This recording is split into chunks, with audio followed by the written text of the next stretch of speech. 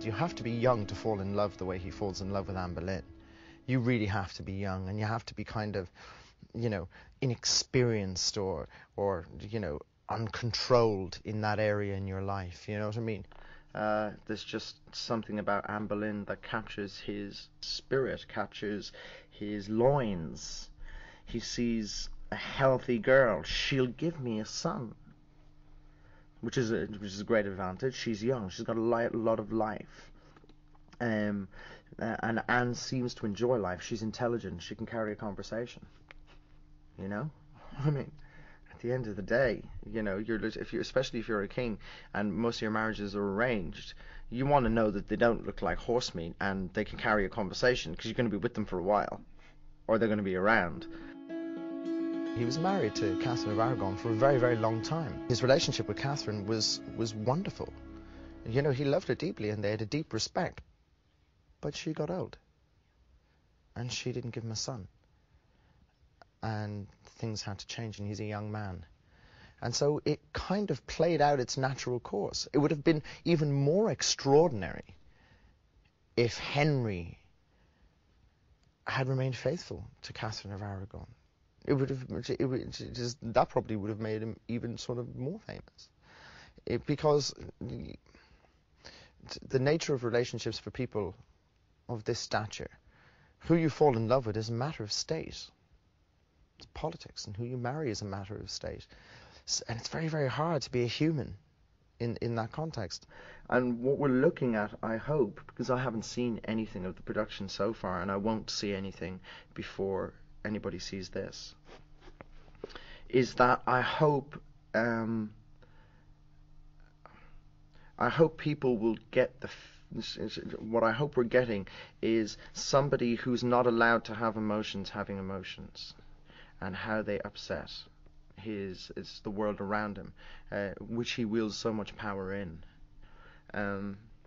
He did some great things, but he did them subconsciously and unbeknownst to himself, and they wouldn't actually appear as great as they were till later on in history.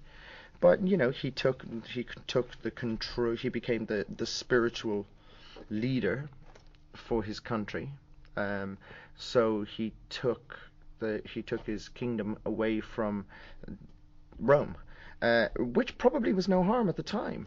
Rome was not a very loving, giving, religious, spiritual place to do business, even spiritual business. It was very, very corrupt. And the reason he did it, of course, are for essentially selfish reasons, carnal reasons, that he really wanted Anne Boleyn and he wanted a son. But in fact, he probably saved England a lot of grief later on. I don't think the mentality of the English people, the aesthetic that was growing at that time, would have suited Rome anyway. And I think Henry just pulled it away quicker than anybody thought it would have. But even in that's another thing that he did, and was very, very important for him, was creating an aesthetic for his country. England was always at war, and so you had the Saxons and you had the Normans, and then you had kings dying and kings living and crusades, and in all that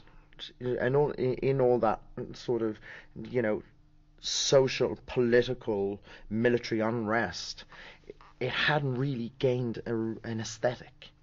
Henry gave it an aesthetic.